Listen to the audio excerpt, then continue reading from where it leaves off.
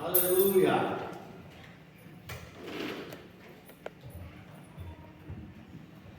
A paz do Senhor para a igreja. Amém. A paz do Senhor para a igreja. Amém. Sabe, tem mais gente aqui.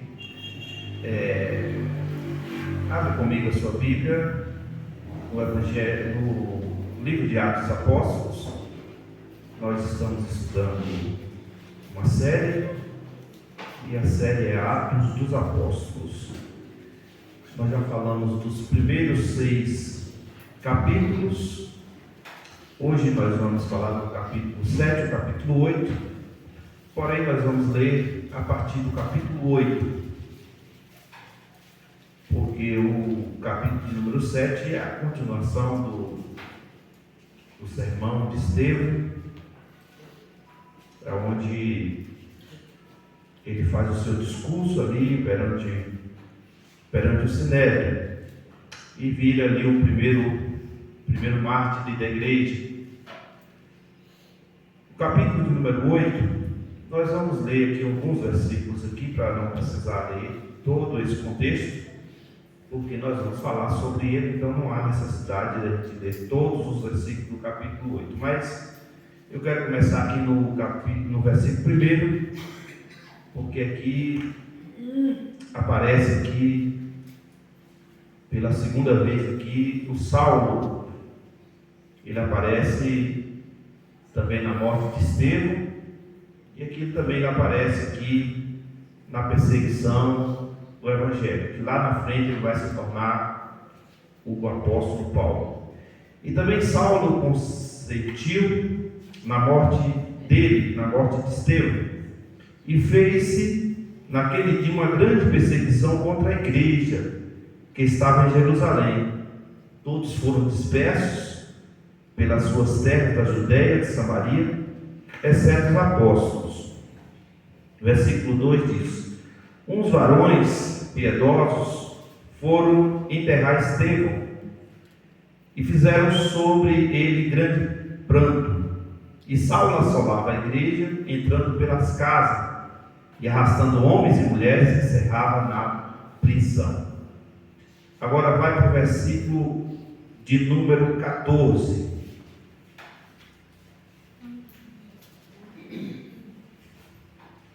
Os apóstolos, pois, que estavam em Jerusalém, ouvindo que em Samaria receberam a palavra de Deus, enviaram para lá. Repita comigo: Pedro e João.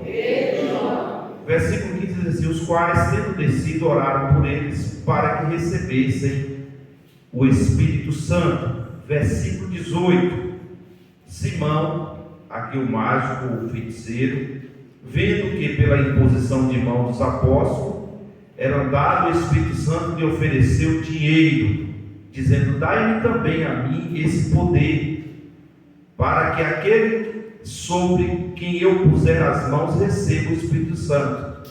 Mas disse Pedro: o teu dinheiro seja contigo para perdição, pois tu cuidaste que o dom de Deus se alcança por dinheiro.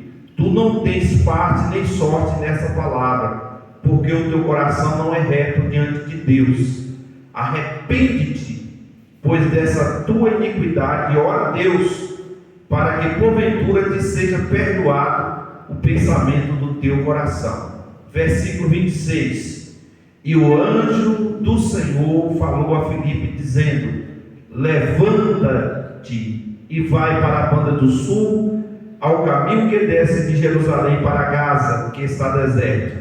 Levantou-se, e eis que um homem etíope, eunuco, mordomo de Candace, rainha dos etíopes, a qual era superintendente de todos os tesouros, e tinha ido a Jerusalém para adoração. Versículo de número 30. E quando saiu da água, o Espírito do Senhor arrebatou a Filipe, e não viu mais o eunuco, e jubiloso continuou o seu caminho. E Filipe se achou em Azoto, e indo passando anunciava o evangelho em todas as cidades, até chegou a Cesareia. Senhor Deus, mais uma vez estamos diante da Tua Palavra e desta feita, Senhor, para aprendermos, abra a nossa mente, o nosso coração, para aprendermos mais uma vez da Tua Palavra. Fala conosco, Senhor, mais uma vez, repreenda toda distração, toda obra contrária, que os Teus filhos que aqui estão, aqueles que estão nos acompanhando, que possam também, meu Deus, querer receber uma porção da Tua Palavra, em nome de Jesus. Amém. Meus irmãos, nós estamos continuando. Eu vou só fazer uma rápida introdução. Nós começamos aqui há 6 semanas atrás, falando no primeiro capítulo de Atos Apóstolos, ali a ascensão de Jesus, os 40 dias de Jesus aqui com os discípulos, dando as últimas instruções. Falamos também ali que Jesus foi ascendido ao céu, cerca de 500 testemunhas. Jesus disse para ficar em Jerusalém apenas 120, dessas 500 obedeceram à voz de Jesus. Falamos ali também da descida do Espírito Santo no capítulo de número 2. No capítulo de número 3, nós falamos do primeiro milagre ali operado através das mãos dos apóstolos. O capítulo 4, nós falamos aqui da primeira perseguição, que é a continuidade do capítulo 3, através do milagre que foi feito ali, e aquele coxo de nascença foi curado. O capítulo de número 5, nós falamos da primeira mentira pelo casal chamado Ananias e Safira, dentro do templo, mentido por causa de dinheiro, e ali teve a primeira morte daquele casal, porque mentiu ao Espírito Santo. Devido a Barnabé, no mesmo capítulo 4, no finalzinho, os irmãos veem que Barnabé vende a sua propriedade, coloca aos pés dos apóstolos. Ananias e Safira vê aquilo ali, também faz a mesma coisa, porém retém parte do dinheiro, esconde. E quando Pedro faz a pergunta a ele, ele mentiu, e Pedro disse: não mentiste a nós, tu mentiste ao Espírito Santo. 3 horas depois a esposa chega, combinado, conta a mesma mentira, e sai 2 caixões de dentro da igreja.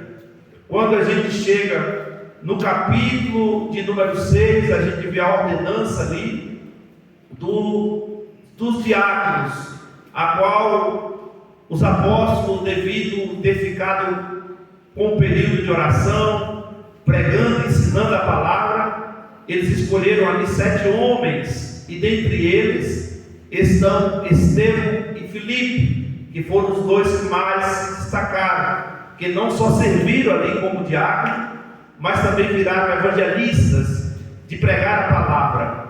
Dentro do capítulo 6, nós vemos também a morte de Estevão ali, apedrejado em praça pública, mas ele, quando estava sendo apedrejado, viu o céu aberto, e ele viu o Filho do Homem de braços abertos, o esperando. Ele não se negou de pregar a palavra de Deus e foi martirizado. Falei para os irmãos que o próprio Saulo de Tarso, ele estava ali na morte de Estevão. E o capítulo de número 7 é a pregação de Estevão. Depois os irmãos leiam em casa, para os irmãos verem que Estevão começa a relatar, desde o princípio até os dias de Jesus, acerca de que evangelho ele estava pregando. Ele fala dos pais, ele fala de Abraão, ele fala da fé. E aí, quando a gente chega o capítulo de número 8, a gente vê a continuação desse evangelho, e a gente percebe que começa dizendo assim: e também Saulo consentiu na morte dele. Na morte de quem? De Estevão. A gente vê que esse homem foi martirizado, é o primeiro mártir da igreja a ser morto, apedrejado ali pela religião, a mesma que matou Jesus. Mas o evangelho não para, a obra de Deus não para, ela tem continuação. Quanto mais eles perseguiam o povo de Deus, mais a igreja crescia. Eu vou repetir o que eu disse para os irmãos no começo: a igreja não começa no dia de Pentecostes, a igreja começa na cruz. 2 ladrões, uma à direita, outra à esquerda, e um zomba de Jesus, desce da cruz, salva ti, salva nós. O outro viu uma placa e disse: Rei dos Judeus, livra de quando entrarem no teu reino. E Jesus ali na cruz ele fala: hoje mesmo estarás comigo no paraíso. Aquele homem não veio para o reino, porque o reino ficou para a igreja. Mas Jesus falou: hoje você inaugura o paraíso comigo. Ali foi a primeira alma salva. Depois do dia de Pentecostes, 120 irmãos estavam ali. Na pregação de Pedro, a Bíblia diz que 3.000 almas se convertem ao Senhor. Quando a gente chega no capítulo de número 4, a Bíblia diz que mais de 5.000 almas já aceitam ao Senhor Jesus. Quando a gente vai rompendo multidão de pessoas nos templos, na casa, e eles não conseguiam parar o Evangelho. Quando eles chamam Pedro e João para falar para eles assim: olha, nós prendemos vocês, o anjo foi lá e soltou vocês, mas eu quero pedir uma coisa para vocês: para de pregar esse Evangelho. E eles dizem para aqueles homens que eles não poderiam parar de anunciar o Evangelho, não poderiam parar de anunciar o Jesus Salvador, a quem eles mesmos crucificaram. E nada parou, e nem vai parar a marcha da igreja. Quero repetir o que eu disse nas outras semanas. O próprio Jesus disse: as portas do inferno não prevalecerão contra a minha igreja. A igreja de Jesus, ela continua marchando, ela é triunfante, ela é militante, ela é guerreira, ela é atual, ela está para fazer a diferença, como Jesus disse: somos o sal da terra e a luz do mundo. O sal é para dar o equilíbrio, a luz é para iluminar em meio às trevas.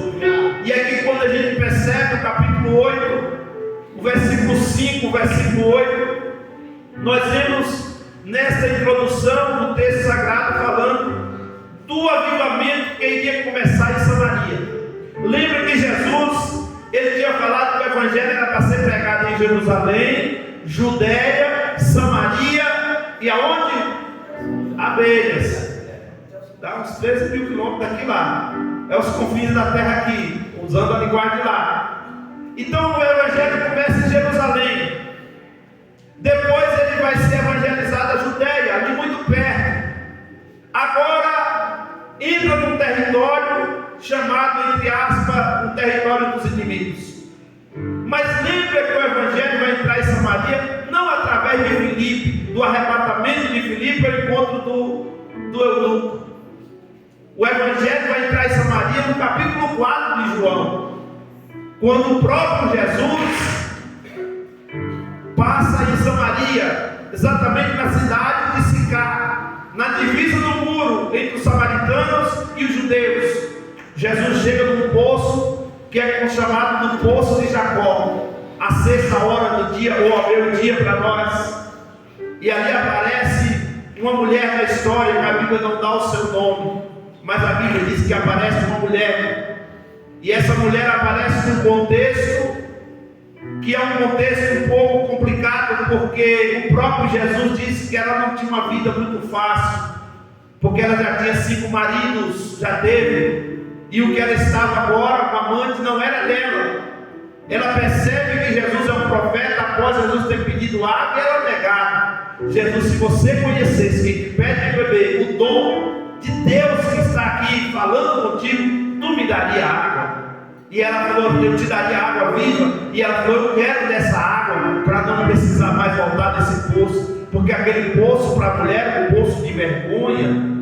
Porque o meio-dia não era o horário comum das mulheres pegar água, mas era o único horário que era liberado para ela ir ao poço. Mas naquele dia Jesus estava ali.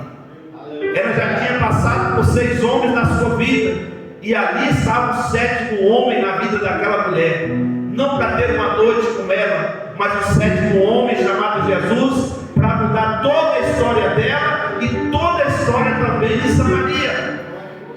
O diálogo dela e Jesus, ali tem 3 coisas importantes que eu quero relatar para os irmãos.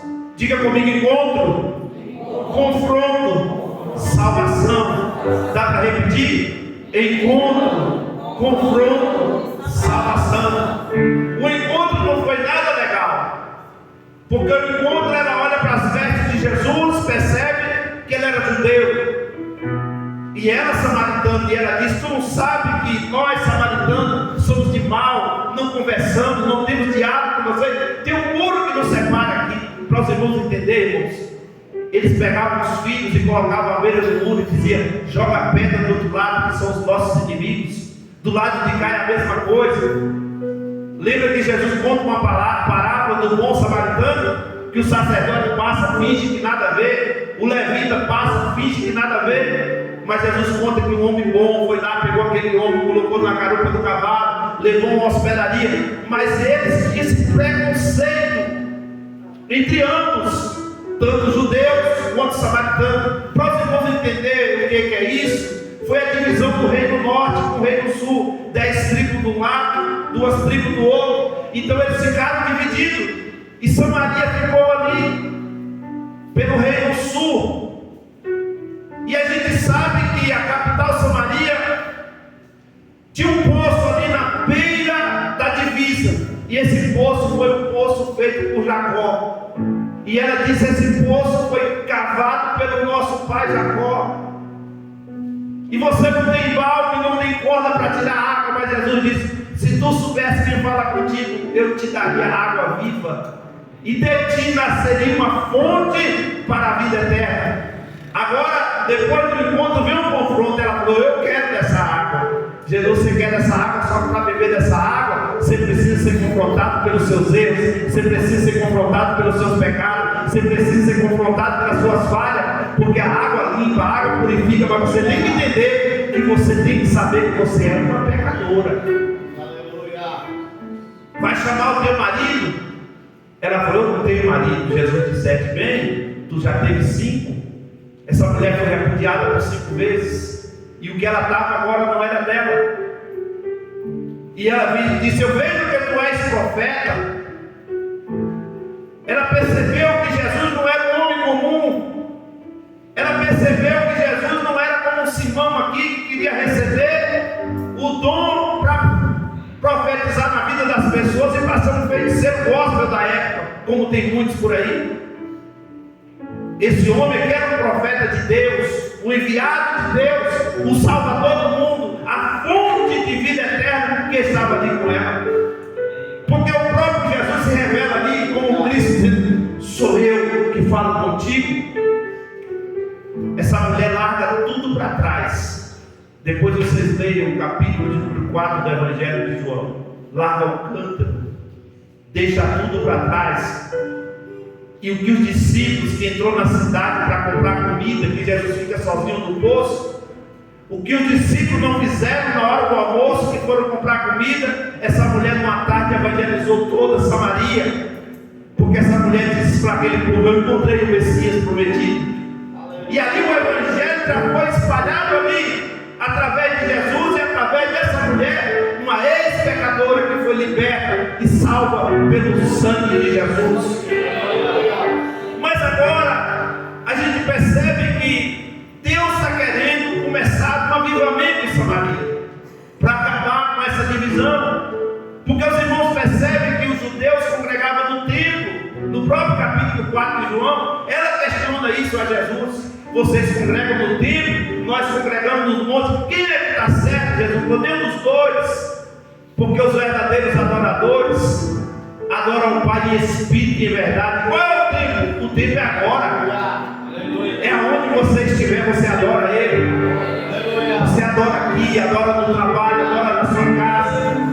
Aqui é um encontro para você receber a palavra de Deus. Mas o verdadeiro adorador não tem circunstância para ele. Ele está triste, ele está adorando, ele está alegre, ele está adorando, ele tem dinheiro, ele está adorando, ele não tem dinheiro, ele está adorando. Se ele está passando na prova, ele adora. Se ele está na bênção, ele adora. Se ele está de carro, ele adora. Se ele está de pé, ele adora. Não importa a circunstância, ele está adorando.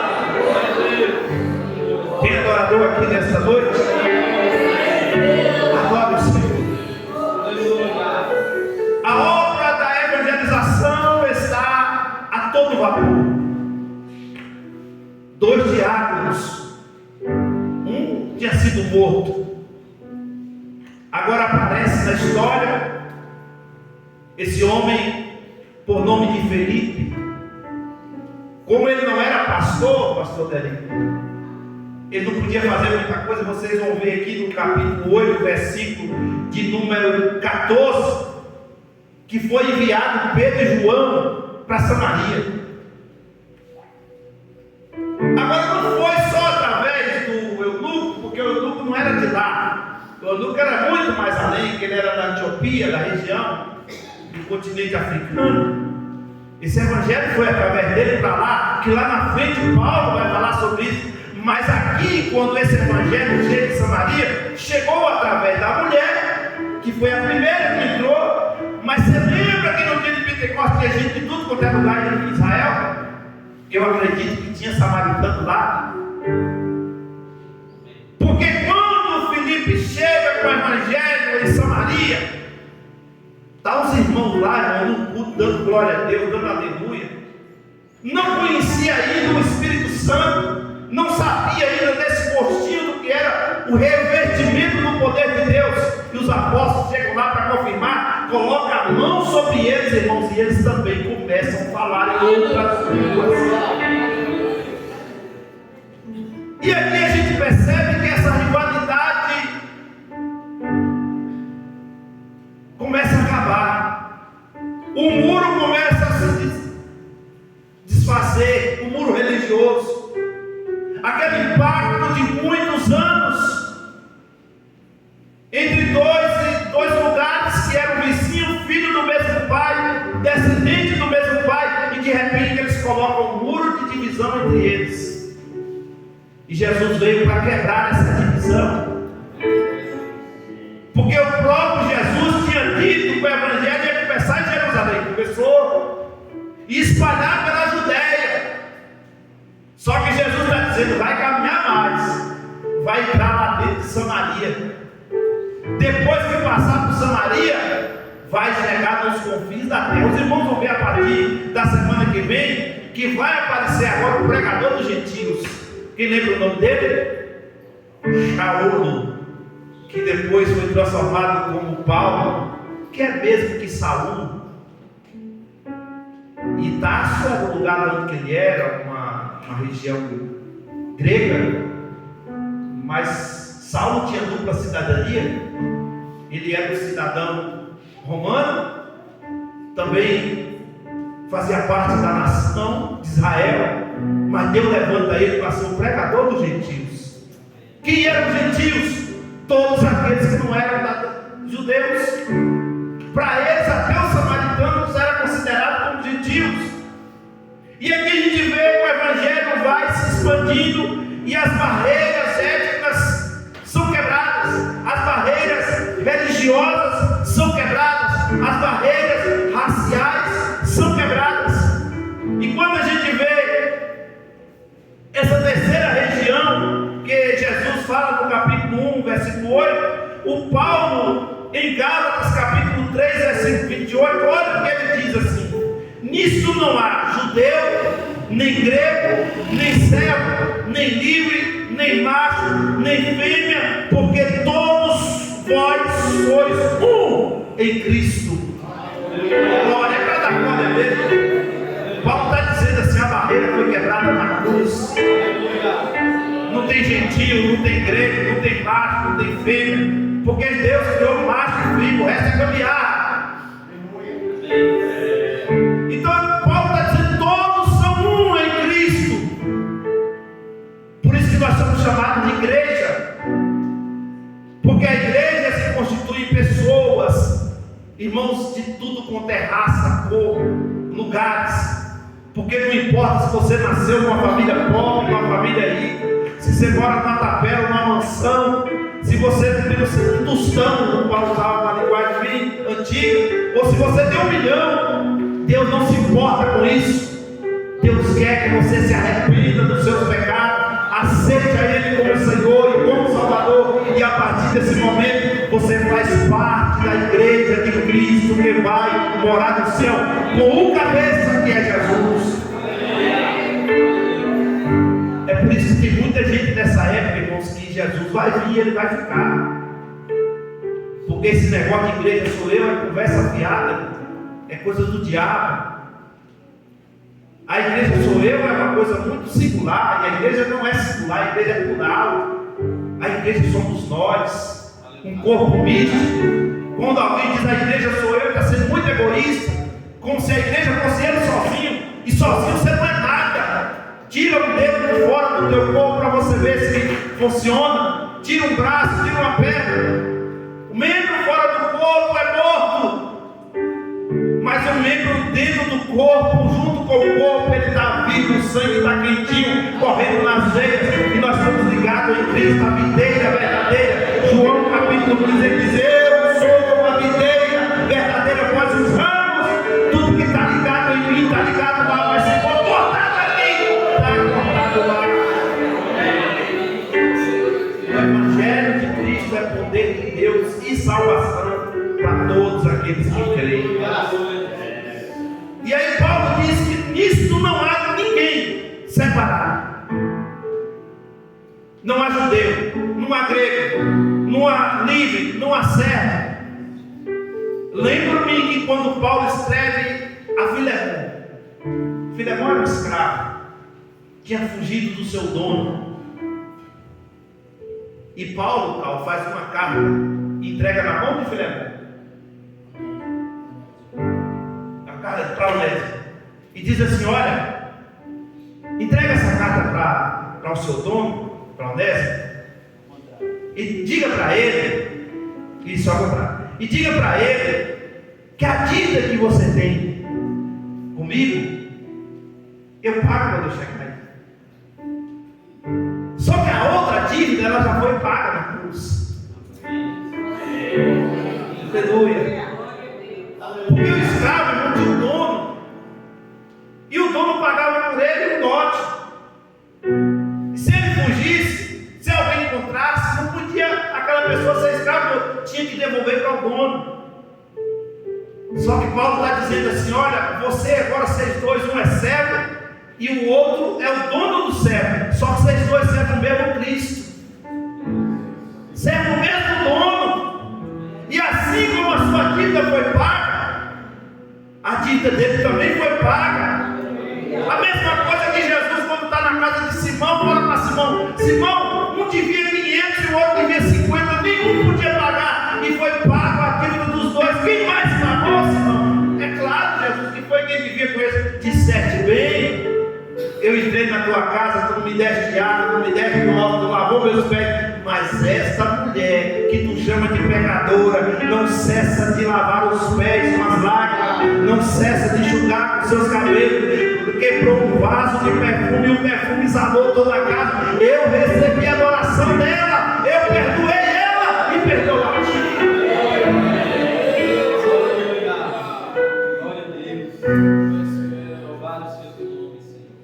E você entender, irmãos, que a dívida foi paga, assim como a dívida de Onésimo foi paga, a sua também foi.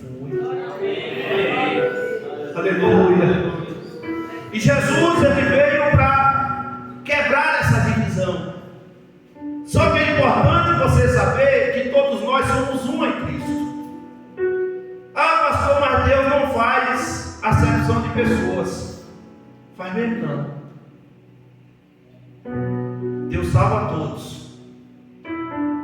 Agora a salvação vem com arrependimento, confissão e lágrimas.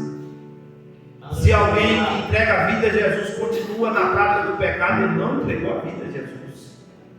Porque quando você entrega a vida a Jesus, ele transforma o mais vil pecador. Lembra do primeiro crente da cruz? Estamos aqui porque nós merecemos. Estamos aqui porque fizemos o mal. Mas esse homem nada fez. Ele estava traduzindo, ele está dizendo: o que ele está fazendo é por mim, por glória. O que ele está fazendo é por você. Lembra de mim, ele? Eu não quero ir para o lugar que esse outro está querendo ir, não. Eu não quero ir para o inferno. Eu queria ir para o paraíso. Eu queria ir para o céu. Jesus falou: tu vai. Tu não vai para a igreja, não, porque não dá tempo. Tu não vai ter uma carteira de membro, não vai dar tempo para batizar. Tu não vai ter tempo de entregar uma oferta. Mas eu recebi o teu coração. E hoje mesmo tu vai pisar comigo e inaugurar o paraíso. Por que eu estou dizendo que ele inaugurou o paraíso? Porque aonde que os mortos ficavam era do lado do Sheol, tinha um abismo que dividia. Lembra da parábola, que não é parábola, que Jesus conta do rico lá, ficava do lado de cá e via quem estava do lado de lá. Você imagina, você vê alguém gritando, sofrendo perto da sua casa, você não puder fazer nada, tem um abismo, você não puder fazer. Deus falou assim: olha Jesus, quando tu morrer na cruz, tu transformar, tu vai tomar a chave da morte, do inferno, vai pegar o cativo, tirar do cativeiro e vai levar para o paraíso, que é o céu, aonde aqueles que morreram em Cristo, e todos aqueles que morreram antes de Cristo, Jesus foi lá, e a Bíblia diz que ele pegou todos e levou para lá. E quem foi o secretário junto com ele? O ex-padrão. Alguém que conhecia ele e sabia quem era aquele homem, porque a condenação naquela época, a pena de morte era a última instância. É quando já não tinha mais jeito, cadeia não dava mais jeito, punição não dava mais jeito, as quarentenas de chicotada não dava jeito. Aí falaram: não, agora tem que dar a última pena para ele, a pena de morte. E qual era a pena de morte? Cruz. E a cruz era feita sob medida. É tanto que a cruz que Jesus carregou não era dele, era de Barrabás. Mas Jesus levou. Barrabás representa o pecador, e Jesus levou sobre os seus ombros a cruz pesada, e ele mesmo carregava a sua própria cruz até um monte chamado Caveira, o Gólgota, e ali ele era crucificado.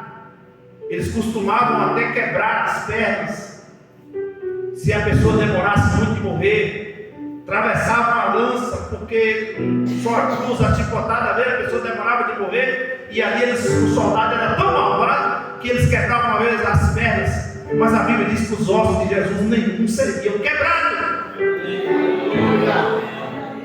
Tiraram todo o sangue do seu corpo, porque na hora que eles enfiaram a lança não tinha mais sangue, só tinha água, porque o sangue precisava cair na terra. Se o sangue todo de Jesus não cai, não podia ficar uma gota de sangue no seu corpo. Todo caiu sobre o madeiro, caiu sobre a terra. Sabe por quê? É por isso que a Bíblia diz: o sangue de Jesus Cristo nos purifica de todo pecado, porque todo pacto da antiga aliança tinha que ter sangue. Todo pacto da antiga aliança tinha que morrer um animal. Mas os irmãos lembram da mensagem que eu preguei aqui no domingo, que não precisou Isaac morrer, mas tinha um cordeiro nas pontas amarrado pelo Chico, e aquele cordeiro ali era a substituição de Isaac. Mas o cordeiro vivo, morto na cruz do Calvário, foi Jesus pelos meus e os seus. Aleluia!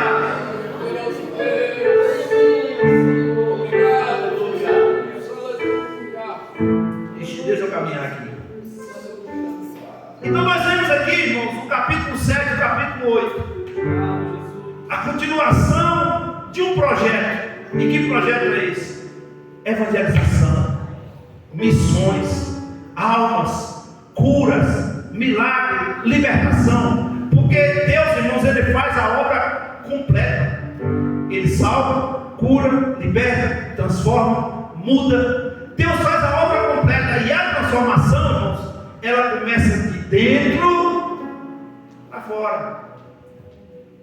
Aqui no caminho dessa trajetória do capítulo 8, a Bíblia diz que o Senhor arrebata Filipe, e tem um homem numa carruagem executiva, porque esse homem trabalhava para a mais alta corte da Antioquia, e a Bíblia diz que ele fazia parte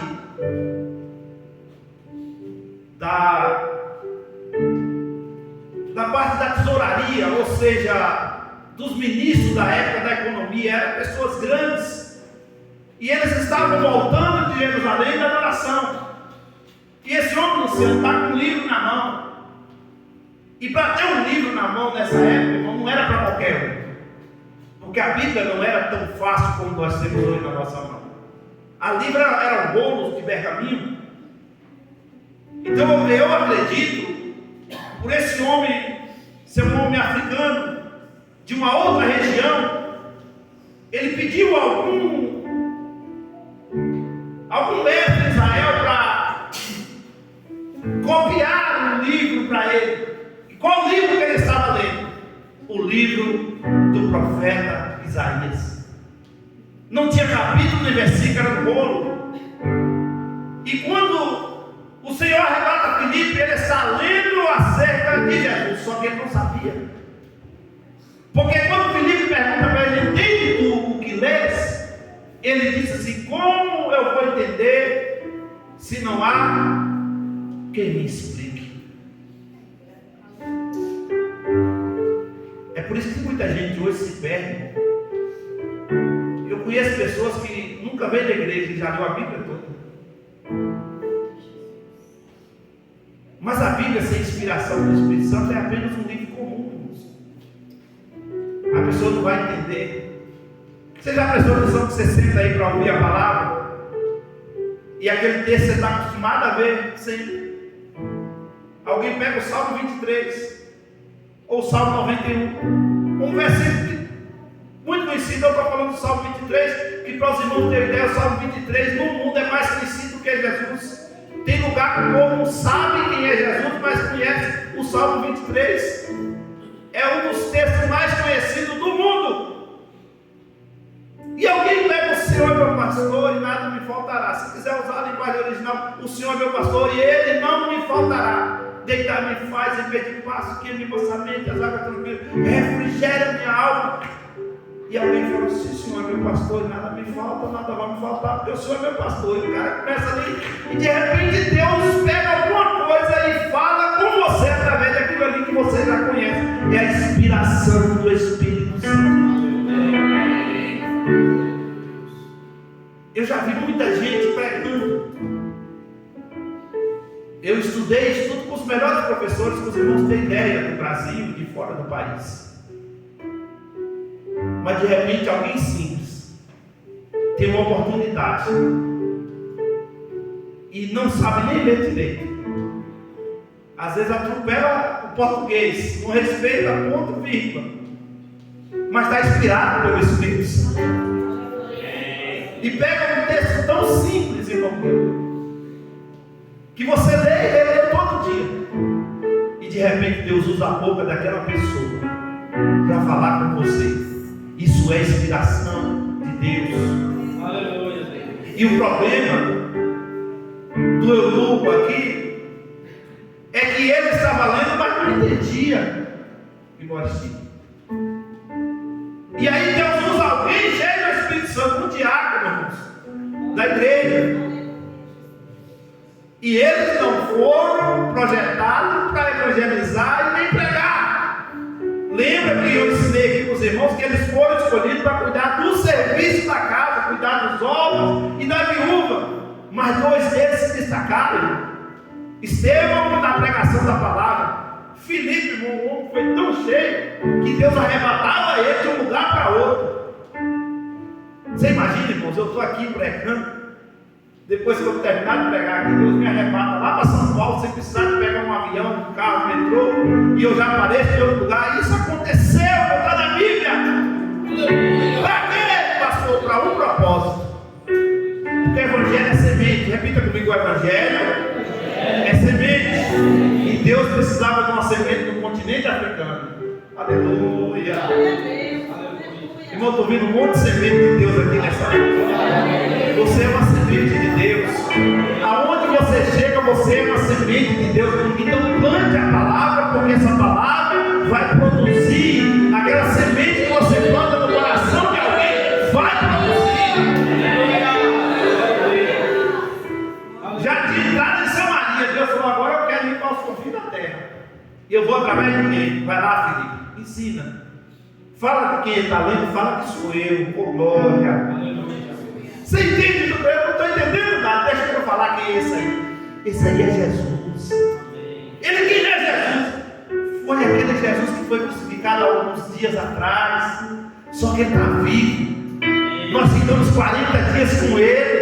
Ele partiu o pão conosco, o meu peito tudo conosco. Diz para nós que nós moraríamos, nós somos enfermos, seriam curados. Olha, deixa eu te falar. Os nossos pastores estão lá na sede, onde que é? Lá em Jerusalém. Teve um dia que eles estavam orando, 3 horas da tarde, foi entrar no templo. Eu estou parafraseando passeando aqui, irmão. E quando chegou, tinha um paralítico, eles pediram dinheiro, pediram prata, ele não tinha. Mas ele falou: não tem nada para te dar aqui, mas eu tenho o poder de Deus. Em nome de Jesus, pegou na mão dele, levanta e anda, ele o paralítico andou. Meu companheiro de ministério acabou de morrer, mas as últimas palavras dele foi essa: eu estou vendo o céu aberto, tomando pedrada, está dizendo: eu estou vendo os céus abertos. E não manda tirar pedra em você, olhe para cima, não olhe para baixo, não. Quando falar de você, não olhe para baixo, não, olhe para cima, porque quando você olhar para cima, tem um que está olhando por você, tem um que está de braços abertos para você, e ele é Jesus. Permaneça firme, permaneça na palavra, permaneça fiel ao Senhor, porque mesmo que te apedreje, mesmo que jogue pedra, mesmo que ele tente mudar a sua condição, mas o céu vai sempre estar aberto para você.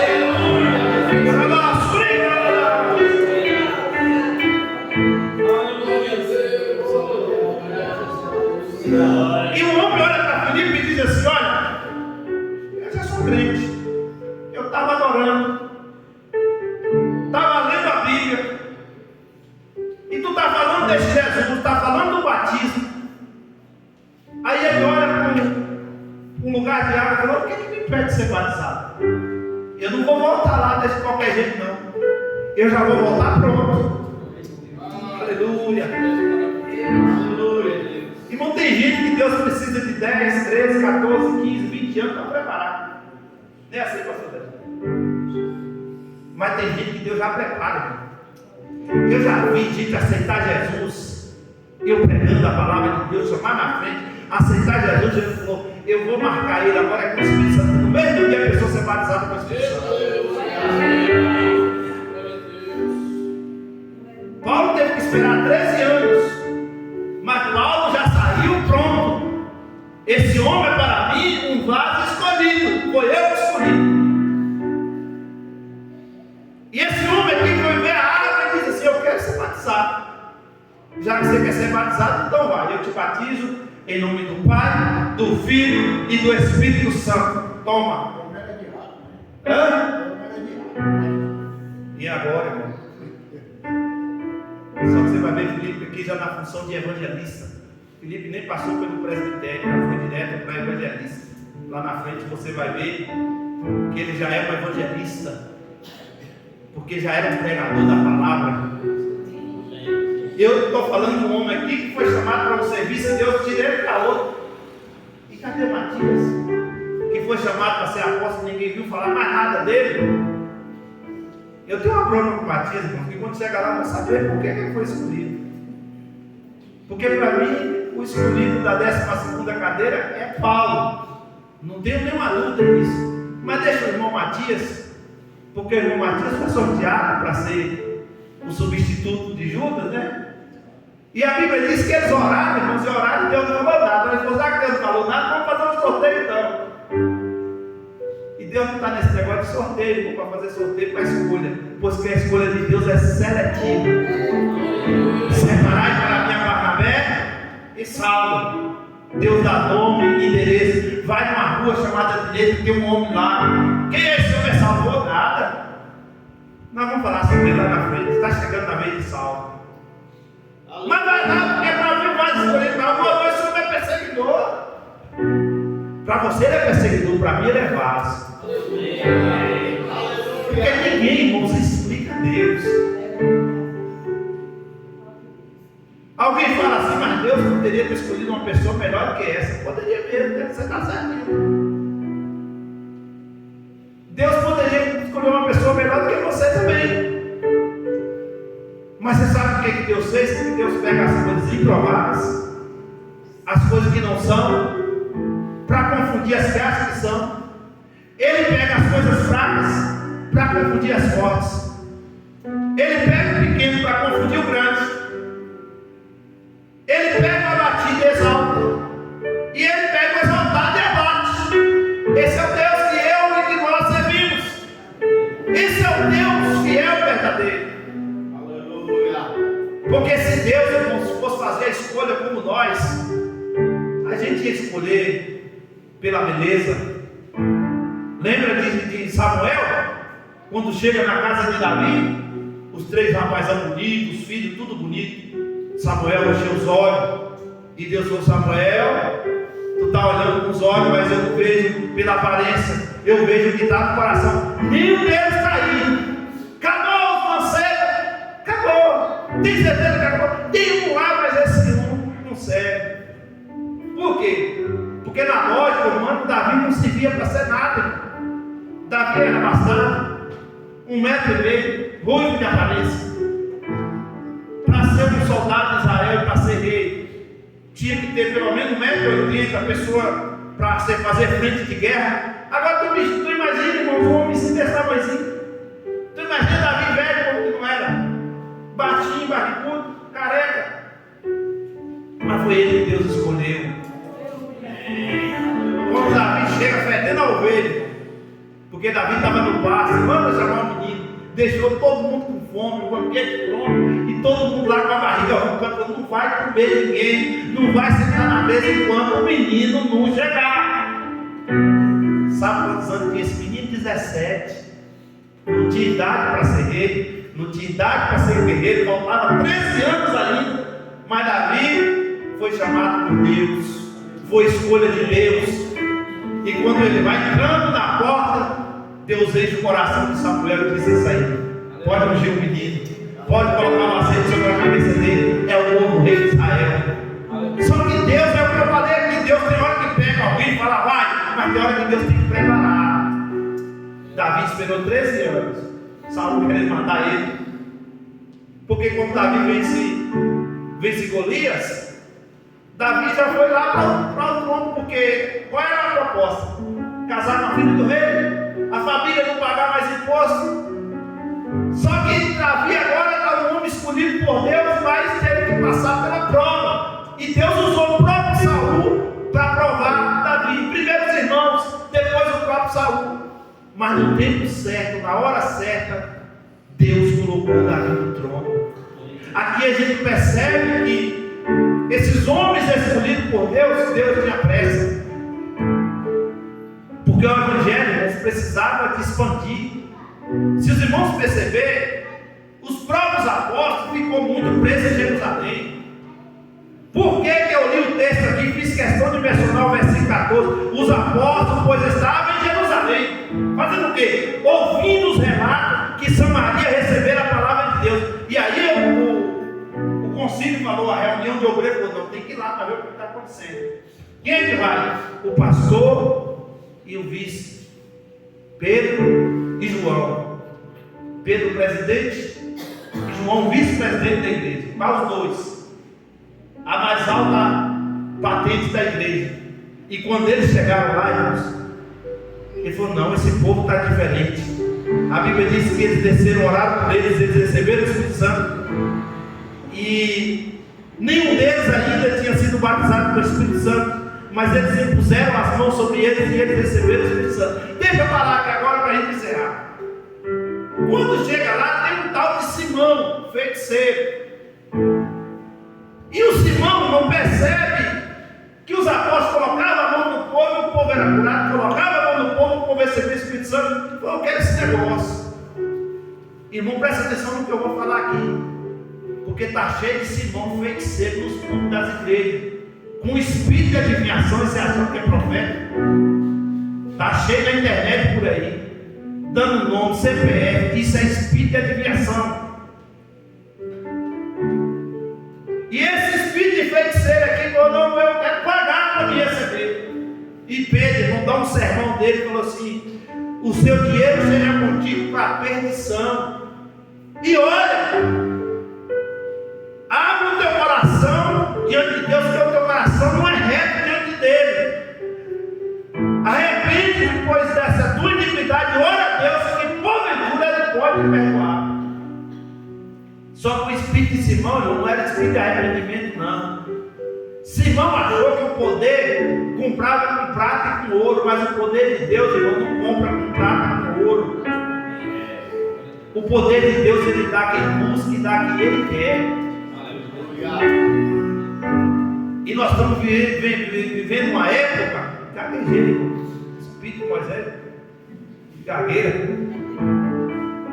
Estamos vivendo uma época, irmão, desses irmãos por aí. Esse camarada estava na igreja, viu? Estava no meio do povo de Deus. Não fica pensando que ele estava fora, não. Ele estava lá no meio do povo de Deus. Está cheio deles aí na igreja, nas igrejas. Os irmãos já prestaram atenção que eu não cedo culto para qualquer um, porque está cheio desses espíritos de feiticeiro por aí, manipuladores, pesquisam a vida das pessoas no lugar que vai pregar, os nomes, e aí vem com aquelas revelações. Olha para a irmãzinha que viu no Face, viu no Instagram, e fala assim: Deus está me mostrando. E começa aquele negócio: tá bom, Deus. Peraí, Deus. Tem uns que ainda ficam mandando de Deus aí. Peraí, Jesus, calma aí. Jesus está submisso a esses miseráveis, desgraçados.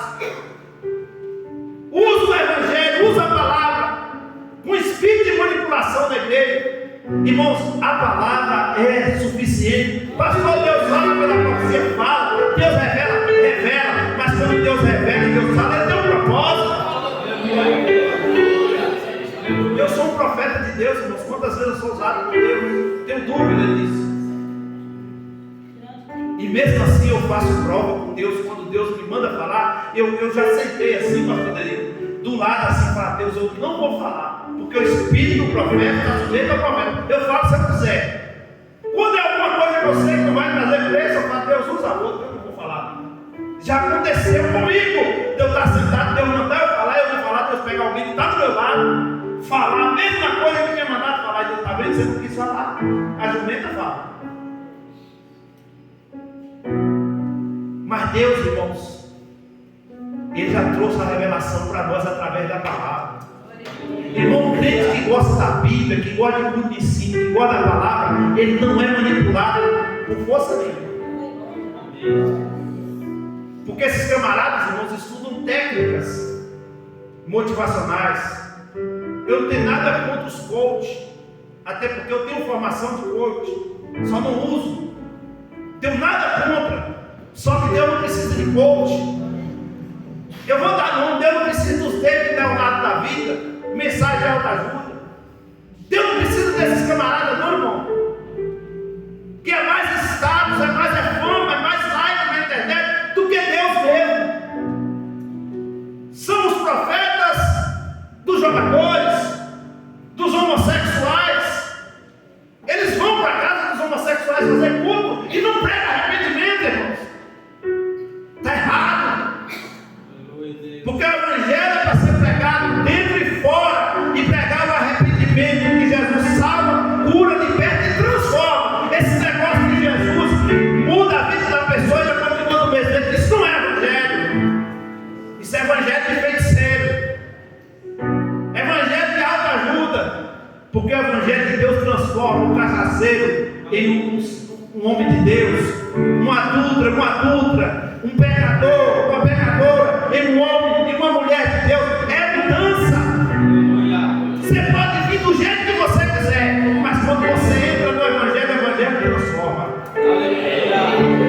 A gente canta que ele não venha como estás. É para vir do jeito que tiver mesmo. É tanto que a pessoa chega na igreja, tem um fiscal de igreja, né? Você não pode usar isso mais, viu? Você não pode. Fica no teu lugar, ali, Guarulhos. Tu não tem responsabilidade com isso aí, tem pastor. E quem ensina é o pastor. Uma certa vez, uma irmã, já quase um ano frequentando a igreja, eu não sou apelativo, mas Jesus já tinha entrado no coração dela. E quando foi no dia do batismo, ela falou: pastor, estou com tanta vontade de batizar. E eu falei: por quê? Eu falei: o que impede você de ser batizado? Ela falou: não, mas eu quero batizar. Eu falei: você vai batizar no domingo então. No dia do batismo, as santas que tem na igreja, sabe? Tem uma santa na igreja que é mais santa do que todo mundo. Ela chegou para a irmã e falou: você sabe, né? Que esse short que você usa aí, você não vai poder usar mais não, né? A irmã usava um shortinho aqui, irmão, na roça para trabalhar, uma calça. E eu estou vendo a irmãzinha triste, ela me chama: o pastor não vou batizar mais não. E ela sem querer entregar a irmã, mas eu já conhecia a abençoada, né? Todo lugar tem dessas, não é só lá não. Aí ela triste, quase chorando, pastor, não estou pronta não. Mas não está pronta por quê? Não, pastor, é porque assim eu não tenho roupa ainda, você sabe, né? Eu fico lá em casa, lá, com short, não é shortinho daquele shortinho de academia que as abençoadas usam hoje, não. Mostrando até o RG. É o short que uma mulher decente usa, até mais bem vestido que uma própria saia. Pessoa da roça, pessoa direita, já idosa. Eu falei, não, irmã, eu já sei o nome desse demônio que falou com a senhora, eu conheço. A senhora vai batizar em nome de Jesus, sim. Senhora, irmão, só tem um pastor da igreja, o pastor da senhora sou eu. O dia que eu não falar nada, porque quem vai mudar as suas vestes é você mesmo. E a irmã não está firme até hoje lá com Jesus. Crente, Jesus sabe do que eu estou falando. Abençoada até o putano. A família toda entrega, ela levava a morte para a casa dela. Eu chegava lá para pegar o evangelho, tinha uma santa lá de todo tamanho, daquela. Não vou falar porque ele está filmando, mas aquela santa de todo tamanho.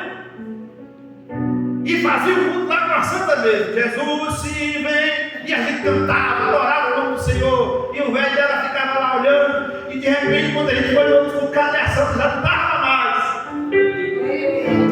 Glória. Sabe o que é isso, irmãos? É Jesus, é o Evangelho. O Evangelho não precisa de artifício, não. Não precisa querer tirar as pessoas fora. O próprio Evangelho vai mudando as pessoas. Ela vai vendo que aquilo ali incomoda ela. E de repente Deus vai fazendo a obra. E deixa eu falar, a igreja só tem um pastor para ensinar. Eu já falei, tem vários obreiros da igreja, mas nenhum deles tem responsabilidade de doutrinar ninguém.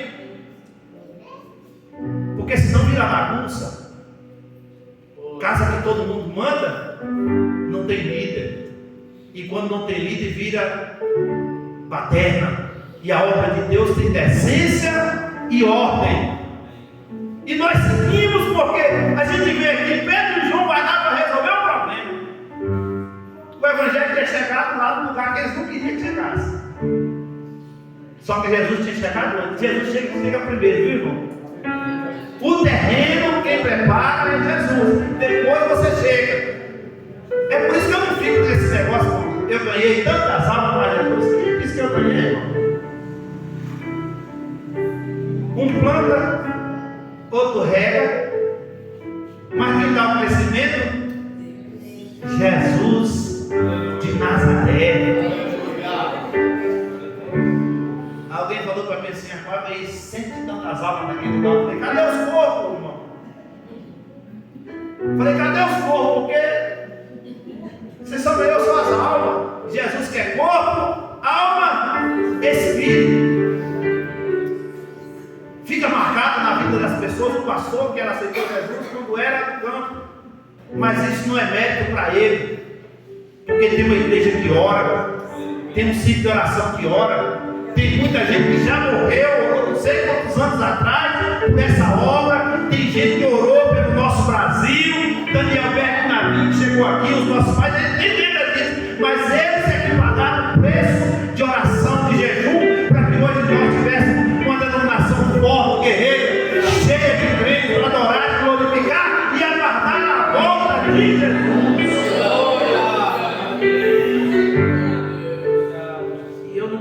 Chegar na metade da estrada aqui.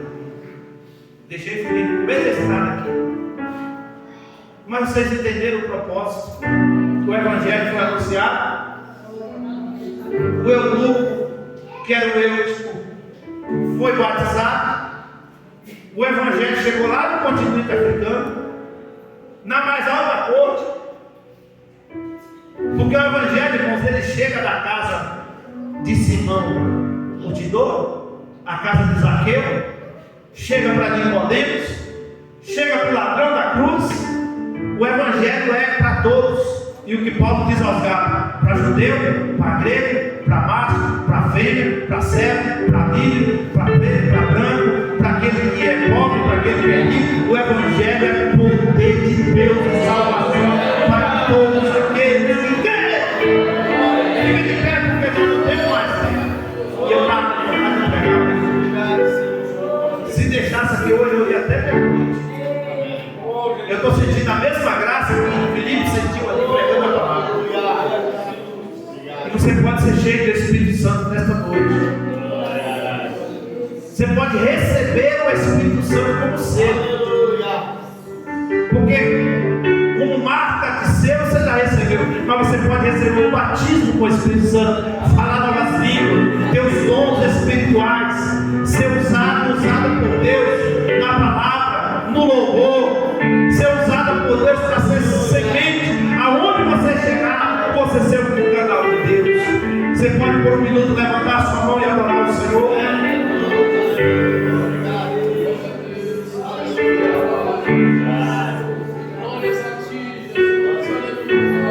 Glória seja dada no nome do Senhor. Espírito Santo.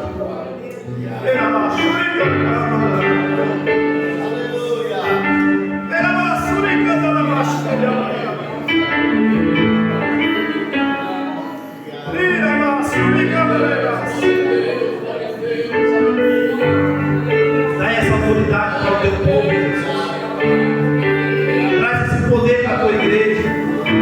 Renova, transforma. Não importa o mais vil pecador, o Senhor é um Deus que muda a história. Transporta filhos e filhas do Senhor com a essência do Evangelho onde eles chegarem. Que eles possam ser um canal de Deus na casa, no trabalho, nas redes sociais, em qualquer lugar. Que eles sejam profetas e profetizas do Senhor, uma palavra de Deus na boca, que não abrir da nossa boca saia a tua palavra, que não abrir da nossa boca saia o teu poder e a autoridade do Senhor. E eu profetizo no nome de Jesus. No nome de Jesus. Aleluias. Estenda suas mãos.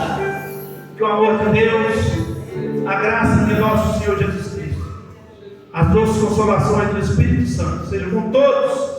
E com alegria todos possam dizer: certamente a vontade e a misericórdia me seguirão todos os dias da minha vida, e habitarei na casa do Senhor por longos dias. Amém. Quinta-feira é o culto de ação de graças. ADA 2025, devemos confiar e esperar, porque Deus existe e é galardoador dos que o buscam. Deus abençoe sua vida. Cumprimente seu irmão com a paz do Senhor.